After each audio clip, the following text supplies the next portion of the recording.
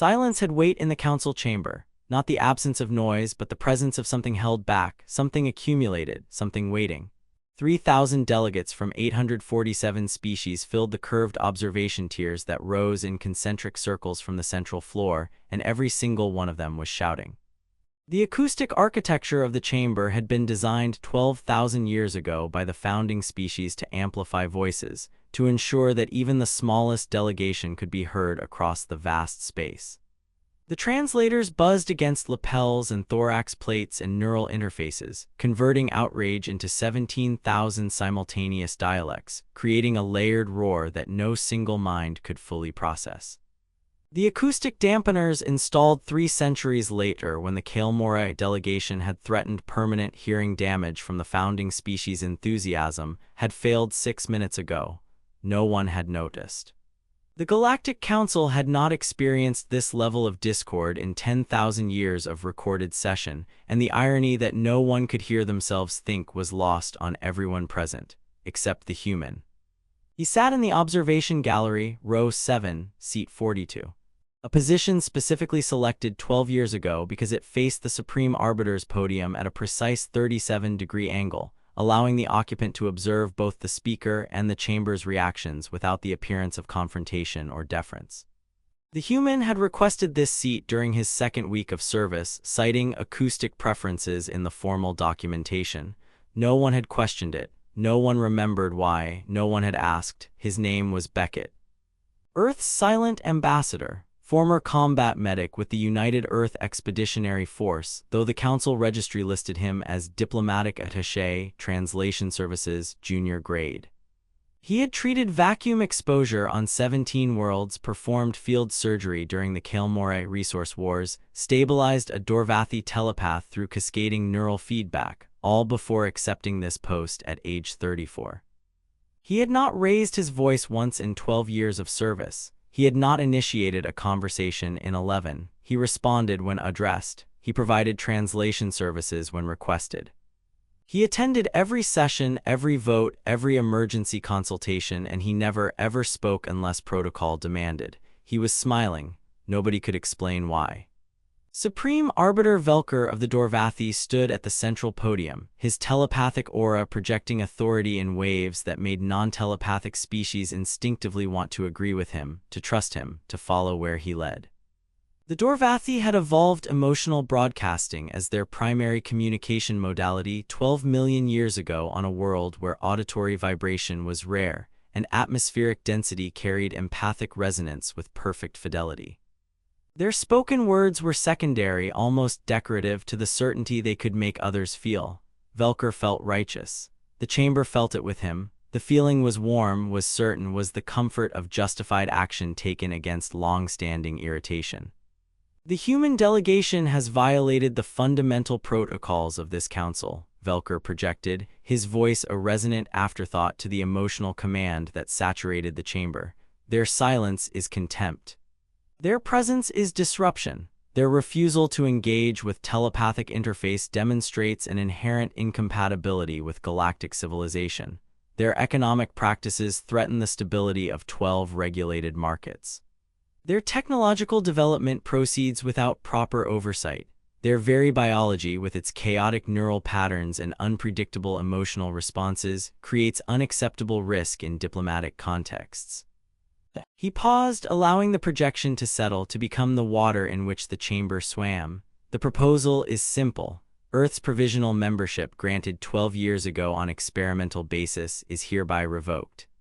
Human delegation will depart within one standard rotation. Human vessels will be barred from council space. Human trade will proceed through third-party intermediaries only, with appropriate tariffs to offset security concerns. The vote is called. Beckett's smile did not waver. He reached into his jacket pocket, the motion unhurried, almost meditative. His fingers found the small thermos that had been his companion for 12 years, stainless steel with a ceramic lining, earth-manufactured, unremarkable. He withdrew it. He unscrewed the cap with 3 precise rotations, the metal threads catching light from the chamber's bioluminescent ceiling, creating a small flash that no one saw. The sound of the seal breaking was swallowed by the shouting. He poured coffee into the cap, which served as a cup.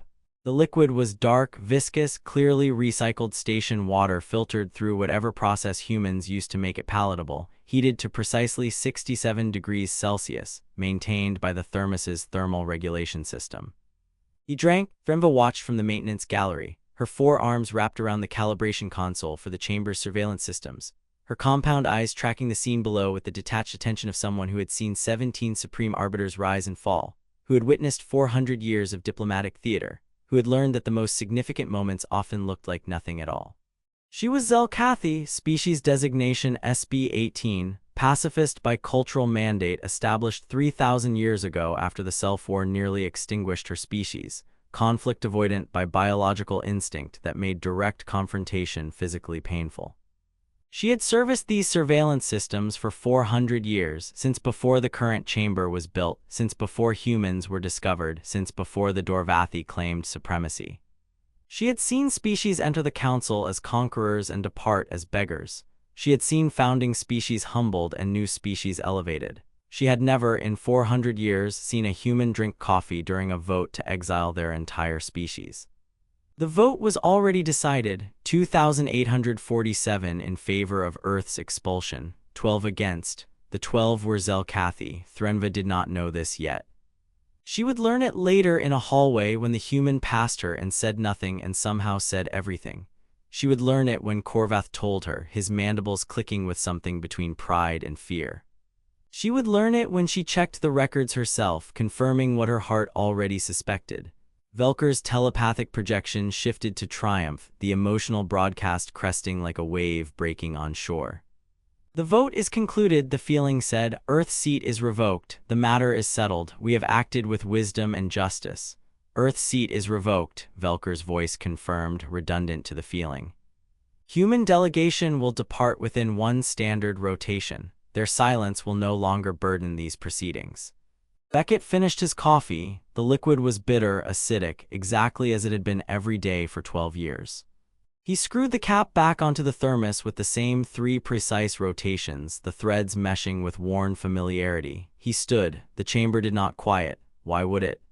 He was one human, unarmed, unaccompanied, wearing the same gray diplomatic tunic he had worn for 12 years, the fabric repaired at the seams by station maintenance services, the color faded from repeated cleaning. His microphone, standard council-issue translation device, sat live on his lapel, a small black disc no larger than his thumbnail, unmarked, unremarkable, identical to the 30,000 other microphones distributed throughout the chamber. It had been live for 12 years, it was recording now, it would continue recording. He walked down the gallery steps. Not slowly, not quickly, the pace of someone who had already done what he came to do, who had finished before the others realized the race had begun. His boots made no sound on the composite flooring, the soft soles worn to perfect silence. Velker sensed the movement before he saw it. The telepathic aura flickered, uncertainty leaking through the broadcast confidence like water through cracked stone. The human was not supposed to move. The human was supposed to sit, to accept, to depart with whatever dignity he could salvage. Movement implied agency. Agency implied unpredictability. Unpredictability was the one thing the Dorvathi could not broadcast away. The delegate from Earth will submit to escort, Velker projected, his voice following the emotional command like an echo. Security protocols require. You have exactly one chance to reconsider. Beckett's voice was not loud. The microphone amplified it to the necessary volume, distributing his words in 847 languages with perfect clarity, the translation systems rendering his tone as precisely as they rendered his meaning. This is it.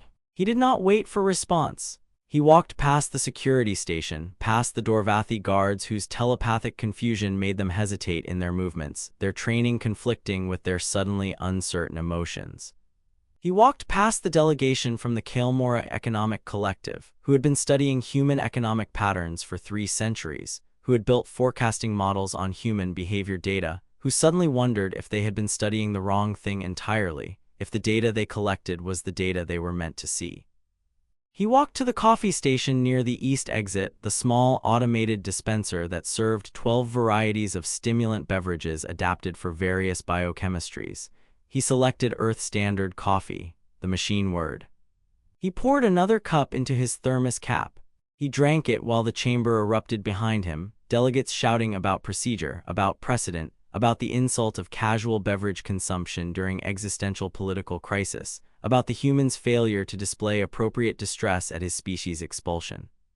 The microphone stayed on his lapel. He had not touched it. He would not touch it. He finished the coffee. He placed the empty cup in the recycler with a soft clink that no one heard, the sound absorbed by the acoustic chaos of the chamber. He walked out the east exit. The doors sealed behind him with the pneumatic sigh of atmospheric containment, the sound that marked transition from council space to station proper, from performance to reality. The microphone remained live. Velker did not notice. He was projecting victory too loudly to perceive absence, too busy broadcasting the emotional certainty of righteous action to recognize what had just occurred. The human had not argued. The human had not pleaded. The human had issued a warning, consumed a beverage, and departed. The human had smiled. Threnva noticed. She watched the status indicator on her console. Mic 7G42, active, audio transmitting, 847 channels. The microphone was still broadcasting silence to every translation hub in the chamber, to every recording system, to every backup server distributed across the station's redundant networks. Silence in 847 languages with perfect clarity. The system registered it as active transmission. The system did not distinguish between sound and silence, between speech and its absence. Both were data. Both were archived. She should have reported it. Standard protocol, malfunctioning equipment, security risk, immediate deactivation required. A live microphone in an empty seat was a breach of surveillance guidelines. A live microphone transmitting to 847 channels without an authorized operator was a potential intelligence vulnerability. She should have flagged it for security review, should have dispatched a maintenance drone, should have followed the procedures that had governed her work for 400 years. She did not. Something about the human's smile, something about the way he had looked at the microphone before leaving, not at it but through it, as if seeing something on the other side of the device that no one else could see, as if the microphone were not a tool but a witness, not a transmitter but a promise. Threnva's secondary heart, the one that handled stress responses her primary heart could not process without damaging its primary function, began to beat. The rhythm was unfamiliar, unsettling, the biological signal that something significant had occurred, that attention was required, that the patterns she had observed for 400 years were about to shift. She would remember this moment. She would remember it when the silence reached 847 worlds. She would remember it when she understood what the smile meant. Would you have smiled, or would you have spoken? Because Beckett knew the difference, and the galaxy was about to learn it too. Threnva found the maintenance log entry from 11 years prior. It had taken her 6 hours of searching through the archive, buried under 17,000 routine calibration reports, automated system checks, and diagnostic logs that no one had reviewed since their creation. The human had requested a microphone upgrade in his 2nd year of service. Standard replacement, he had claimed, audio degradation in high-frequency ranges, interference patterns affecting translation accuracy. She had approved it personally. She remembered now, the memory surfacing like a bubble through deep water. He had been polite. He had thanked her in Zelkathi, which no human had ever done, which no human had ever attempted. The pronunciation had been imperfect but respectful, the effort obvious, the cultural research implied in the very attempt. He had learned the phonemes that her species found comfortable, had avoided the tonal combinations that caused physical distress, had shaped his human mouth around sounds it was not designed to produce. The microphone she had installed was not standard issue. She checked the specifications now, cross-referencing with the original manufacturing logs from the Kalemora Industrial Collective, the production records, the supply chain documentation. The device Beckett had requested included expanded storage capacity, 12 standard years of continuous audio recording at maximum fidelity, redundant backup systems, 3 independent power sources with automatic failover. Independent power source with 400-year operational lifespan, a microfusion cell typically reserved for deep space probes, not diplomatic equipment. Frequency ranges extending into encrypted communication bands used by Council security. The ability to receive as well as transmit, to listen to frequencies that were supposed to be secure. It was still broadcasting, still active. still sitting on the empty seat in row 7, gallery section, facing the Supreme Arbiter's podium at a slight angle, collecting everything. Day 3 of silence. The council had continued without the human delegation. Velker had declared the expulsion a success, had proclaimed the resolution of the human problem, had moved immediately to new business regarding trade route regulation in the Outer Rim. Earth's trade licenses were suspended, human vessels were barred from council space. Human diplomatic personnel were given 48 hours to depart the station. The economic impact was projected at 2.3% of galactic GDP, manageable, absorbable, a minor correction in the grand flow of interstellar commerce, barely worth noting in the quarterly reports. But something was wrong. Threnva noticed it first in the security feeds she monitored as part of her surveillance maintenance duties. The Zelkathi security officers, her own species, were asking questions, quiet questions, in hallways, in maintenance corridors. In the spaces between official duties where surveillance was technically present but rarely reviewed, where conversations were supposed to be private but were always recorded, they were asking about the human, not about the expulsion. Not about the political implications, about the silence. Why did he smile? Why did he warn us? Why did he say this is it?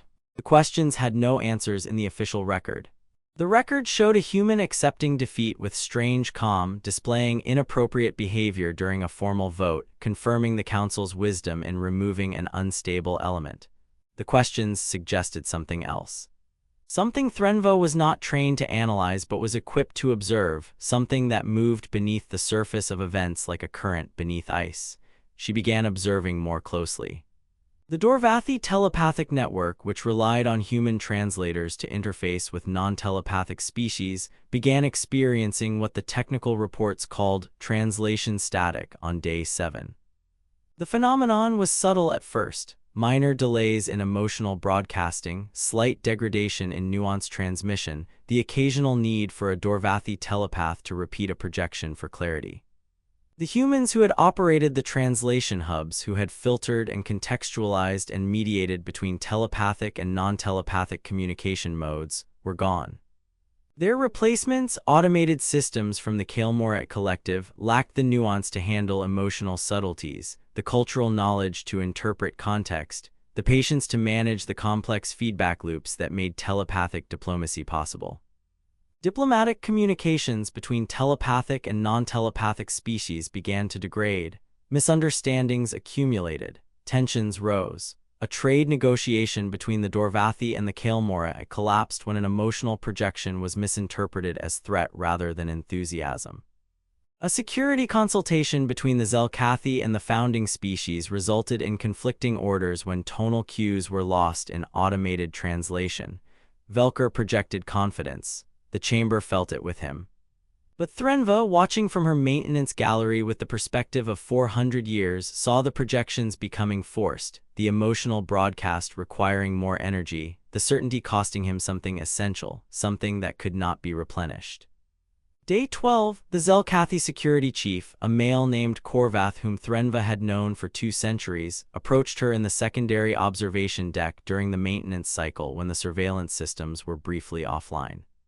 He did not ask about microphone calibration. He did not ask about camera alignment or audio fidelity. He asked about the human's routine. 12 years, Korvath said. His voice was low, conflict-avoidant by nature and training, but there was something in his posture that Threnva recognized with her secondary heart's sudden rhythm. The tension of a pacifist considering action, of a species designed for harmony confronting the necessity of choice. Every day, same seat, same thermos, same exit pattern. Yes, Threnva confirmed. She did not ask how he knew. The security network saw everything. That was its purpose, its design, its invisible function. He never varied. Not once. Not in 12 years. And the microphone. Threnva felt her secondary heart activate, the stress response flooding her system with chemicals that sharpened perception and accelerated thought. Still active, broadcasting silence. Korvath's mandibles clicked, the Zelkathi equivalent of a grim smile, the expression of someone who had seen what others missed and was not certain whether to feel pride or dread. We voted for him, all 12 of us, the Zelkathi delegation. We were the only ones. I know. He knew too before the vote. He looked at us, he smiled. They stood in silence for a moment, two maintenance workers in the spaces between power, watching the chamber below where 3,000 delegates shouted about problems they did not understand were connected, about crises they did not recognize as symptoms, about a silence they had not yet learned to hear. Day 30, Korvath said, something will happen on day 30. How do you know? Because he told us this is it. He was not talking about the expulsion, he was talking about what comes after. Drenva returned to her console. She checked the microphone status. Still active. Still transmitting silence to 847 channels. The audio logs from the past 12 days showed nothing but ambient chamber noise, procedural arguments, Velker's increasingly strained projections of confidence, the thousand small sounds of a system continuing because it could not imagine stopping.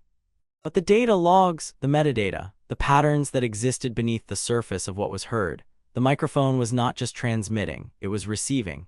Encrypted bursts piggybacking on standard council communication frequencies disguised as routine maintenance signals, indistinguishable from the background noise of station operations. Small packets distributed across 12 years, accumulating in the microphone's expanded storage capacity, building a library and archive, a record of everything that had been said in the belief that no one was listening. Threnva traced the pattern. The device had been downloading information every night for 12 years during the maintenance windows when security systems were briefly offline, when surveillance was suspended for calibration, when the watchers were not watching themselves. 12 years of council communications, backroom deals, species manipulating species, corruption layered upon corruption, hidden behind the assumption that no one was listening because the humans never spoke, because silence meant ignorance, because absence meant impotence.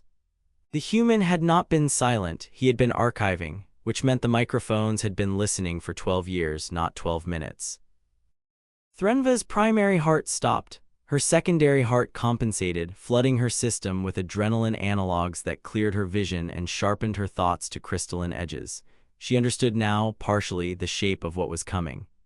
Not the details, not the specific mechanism, but the architecture of silence as weapon, patience as strategy, presence as threat, the inversion of everything the council believed about power and communication and the nature of human limitation. She looked at the live feed from the chamber. Velker was speaking about new trade regulations, his telepathic aura projecting stability with visible effort, the emotional broadcast thinning at its edges. The microphone on seat 42, row 7, gallery section, continued broadcasting silence in 847 languages, continued receiving in frequencies that were supposed to be secure, continued being exactly what it had always been while becoming something entirely different. The silence had weight, not absence, pressure, like the atmosphere before a storm, like the held breath before thunder. Like the moment between the lightning's flash and the sound that follows when you know something is coming but not yet what, when the world holds itself in anticipation of breaking. The galaxy had forgotten that thunder was just the echo of silence breaking. The number had become a countdown without anyone announcing it, a rhythm felt in the station's operational patterns, the way maintenance crews spoke in shorter sentences, the way delegates checked their communication devices with increasing frequency, the way the air itself seemed to carry anticipation like a charge before discharge. The human had said this is it on day 0, the security chief had predicted day 30. The symmetry felt intentional, designed, the architecture of a plan that had been building for 12 years and was now reaching its completion.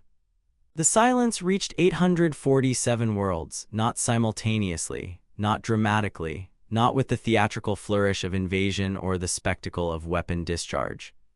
A translator failed on Kaelmer II at 300 station time, a minor malfunction, a routine maintenance issue that would be resolved within hours. A diplomatic transmission between the Dorvathi homeworld and the Kaelmora collective dissolved into static at 3:15, attributed to solar interference, to equipment degradation, to the thousands small failures that complicated interstellar communication. By 417 worlds had reported complete loss of human-provided translation services, the automated replacements failing to handle the complexity of the work, the nuance of the communication, the essential function that had been invisible until it was absent. By 600 the number was 847, every world that had voted for Earth's expulsion, every species that had supported the resolution. Every delegation that had celebrated the removal of human presence from Council space. They all lost, simultaneously, the services they had not realized they depended upon. The infrastructure they had assumed was automatic, the human labor that had made their diplomatic and economic systems function. The council chamber had not yet convened for the emergency session that Velker had called at 500. Thremva watched from her maintenance gallery as delegates arrived in clusters, their body language telegraphing confusion before their words could, their movements jerky with uncertainty, their usual confidence replaced by something that looked almost like fear. The Kael'morite delegates, who had built their economic forecasting models on human data patterns, who had used human analytical frameworks to predict market movements and resource allocation, clutched tablets displaying error messages, their three-limbed hands trembling with the realization that their entire predictive infrastructure had been built on access they no longer possessed. The Dorvathi, unable to broadcast emotional certainty without human-filtered translation protocols, moved in jerky, uncoordinated patterns, their telepathic auras bleeding anxiety into the chamber's atmosphere like dye into water, creating an emotional environment that made rational discussion impossible, that triggered stress responses in species not equipped to handle Dorvathi emotional intensity without buffering. Velker arrived last. His projection of authority required effort now, visible even to non-telepaths, the telepathic equivalent of shouting to be heard over a noise that grew louder with each attempt to overcome it. The aura flickered at its edges, the certainty fraying, the righteousness developing gaps where doubt leaked through. The translation network is experiencing technical difficulties, he announced. His voice was steady, trained for 12 centuries of diplomatic service. The emotional broadcast was not. Maintenance crews are addressing the issue. We will proceed with standard protocol. There was no standard protocol for this. Thremva knew what they did not. She had reviewed the logs during the long hours of the night cycle when the chamber was empty and the surveillance systems recorded only silence and the occasional maintenance drone.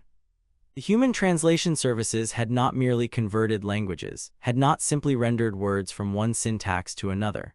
They had filtered emotional broadcasts, contextualized cultural references, mediated between telepathic and non-telepathic communication modes, managed the complex feedback loops that made galactic diplomacy possible.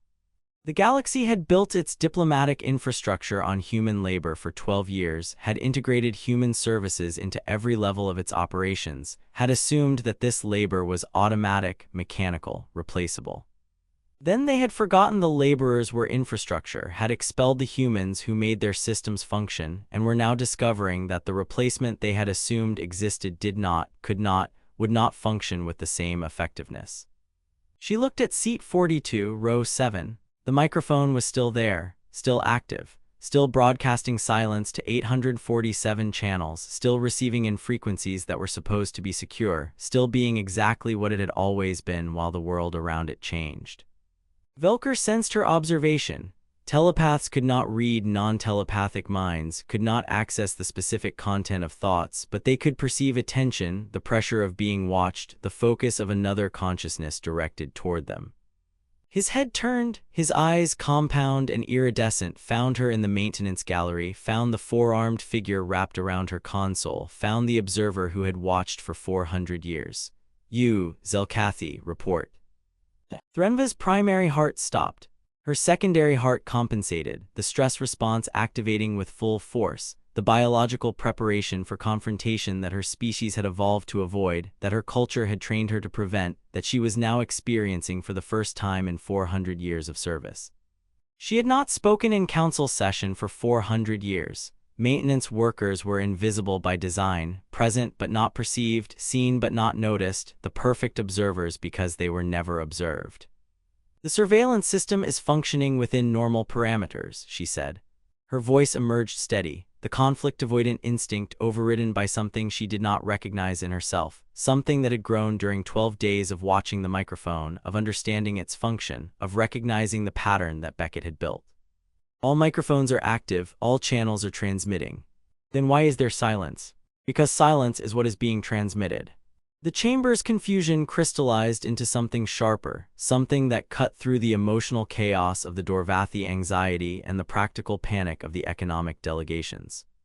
Velker's aura spiked with threat perception, the emotional broadcast making delegates flinch, making non-telepathic species feel the sensation of danger without understanding its source. What do you mean? Threnva descended from the maintenance gallery. She had never walked the chamber floor, had never left her observation perch in 400 years of service. The perspective was wrong, too open, too exposed, the angles unfamiliar, the distance to the central podium both farther and closer than it appeared from above.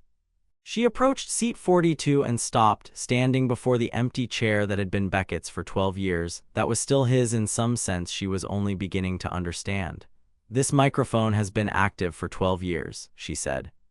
Her voice carried to the tiered observation seats, amplified by the chamber's acoustic architecture, distributed by the translation systems that were still functioning for the moment.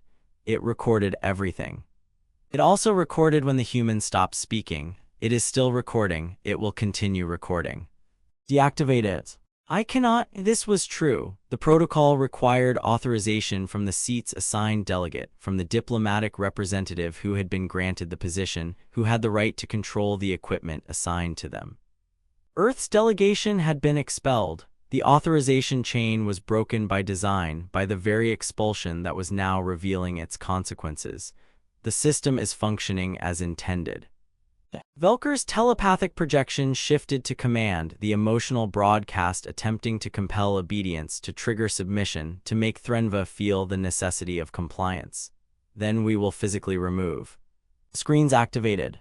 Every display in the chamber, every tablet, every communication device, every translation hub across 847 worlds simultaneously received the same broadcast, the same signal, the same face appearing in perfect synchronization. The face was unremarkable, gray diplomatic tunic, same as 12 years ago, same slight smile, now visible in context that made it terrifying, that transformed it from the expression of a defeated diplomat to the confidence of someone who had already won. Beckett, Earth's silent ambassador, former combat medic, current architect of silence. He held a coffee cup, the same thermos cap from day zero. Threnva realized with a shock of recognition that made her secondary heart stutter. He had kept it for 12 years through the expulsion and the preparation and the 30 days of silence. He had kept the cup that he had used in the chamber, the mundane object that had been part of the performance. "The ships you detected," Beckett said. His voice was calm, unamplified by any visible technology, transmitted through the microphone network he had built, distributed through the channels that were supposed to be secure, that had been his for 12 years. "Those are the ones we wanted you to find." He paused, sipped coffee. The sound was audible across 847 worlds, the small intimacy of consumption, the mundane act that had marked his presence in the chamber now marking his absence from it. 12 years ago I requested a microphone upgrade, expanded storage, independent power, extended frequency range. The request was approved by a Zelkathi maintenance technician who treated me with respect, who saw me when others looked through me, who recognized my presence when others perceived only absence. The smile flickered, genuine warmth interrupting performance, the human expression of gratitude that Threnva had earned without knowing she was earning it. "Thank you, Threnva. Your kindness was noted. Your species' vote was noted." The 12 who stood with Earth when 835 stood against, we do not forget.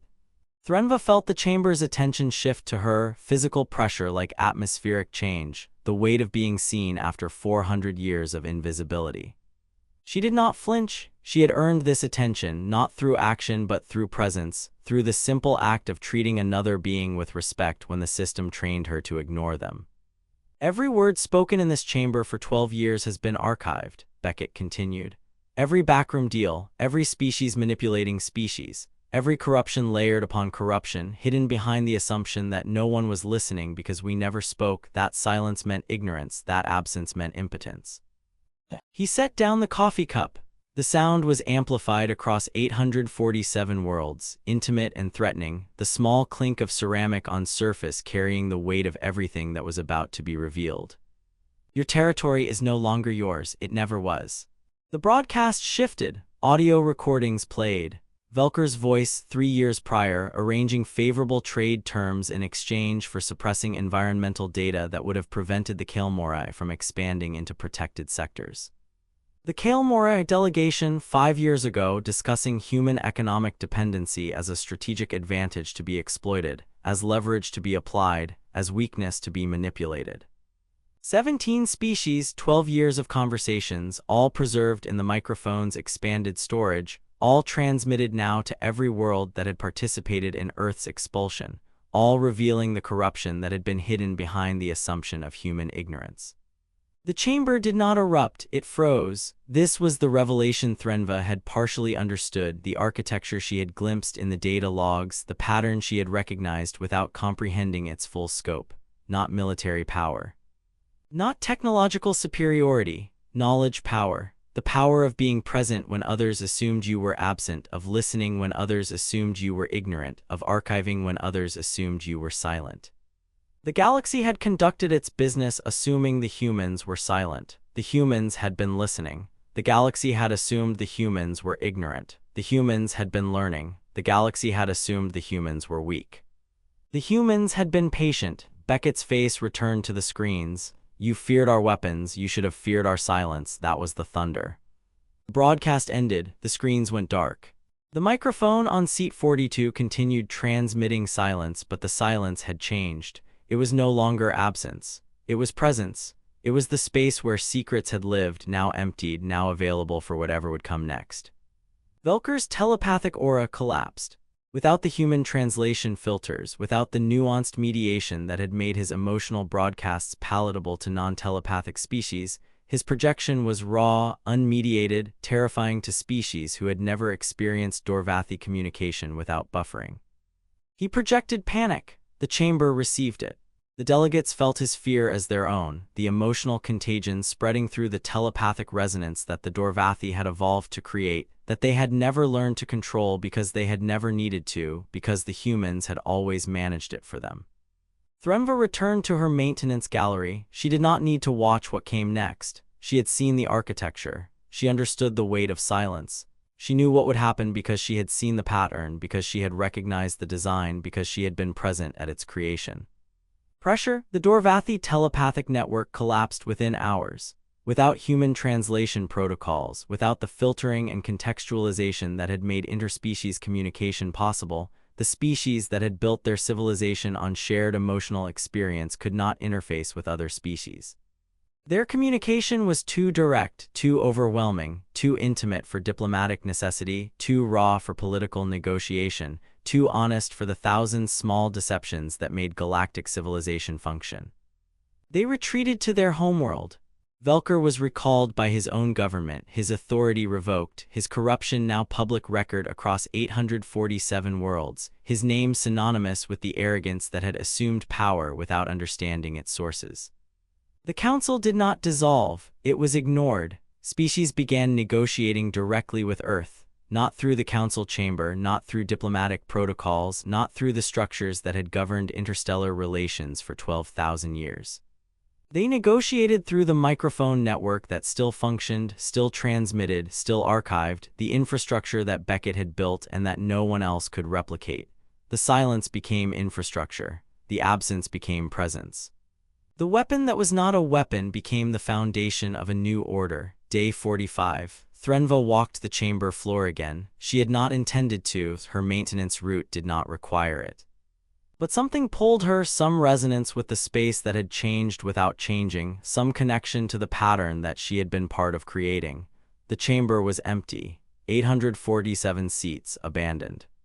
Delegates had departed gradually, then suddenly, then completely. Some returned to homeworlds to manage crises. Some sought direct negotiation with Earth. Some simply could not occupy the same space where their secrets had been exposed, where their assumptions had been proven wrong, where a human had smiled while they shouted. Velker's podium stood silent. The acoustic dampeners functioned perfectly now. There was no shouting to overwhelm them. Seat 42, row 7, gallery section. Beckett sat there. Threnva's secondary heart activated, the surprise triggering the stress response that had become familiar over the past 45 days. She had not expected this.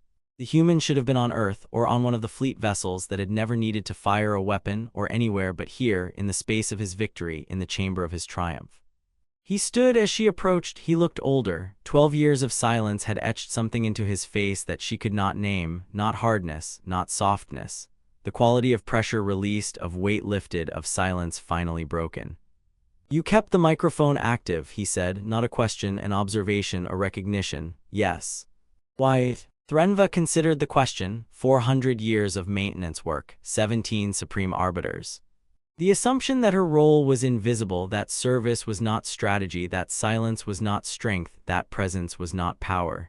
Because you taught me, she said, silence has weight. Beckett smiled. The same smile from day zero, but transformed. Then it had been preparation. Now it was completion. Then it had been the beginning. Now it was the end. He reached into his jacket pocket, withdrew the microphone. The device that had recorded 12 years of secrets, that had transmitted the broadcast, that had become the symbol of everything the galaxy had misunderstood about human communication, about human patience, about the power that did not announce itself. He placed it on seat 42. This microphone heard everything, he said. It also heard me stop speaking. He walked to the exit, paused, turned back. The Zelkathi voted for us, all 12 of you, I never forgot. Then he was gone. The doors sealed with the pneumatic sigh of atmospheric containment, the sound that marked transition, that signaled ending, that carried the weight of completion. Threnva stood alone in the chamber. She approached seat 42. The microphone sat there, still active, still transmitting, still being exactly what it had always been. She checked her console. The status indicator showed what it had shown for 45 days, what it would show for 400 years. Active audio transmitting 847 channels. She could deactivate it now. The authorization protocols had changed. Earth's delegation was no longer expelled. The chain of command was restored. She had the access, the authority, the technical capability to end the transmission, to stop the silence, to close the channel. She did not. The galaxy had listened to thunder for 40,000 years. It had forgotten that thunder was just the echo of silence breaking, and in the silence that followed, the galaxy began to grow up. The council chamber was silent for the first time in 10,000 years.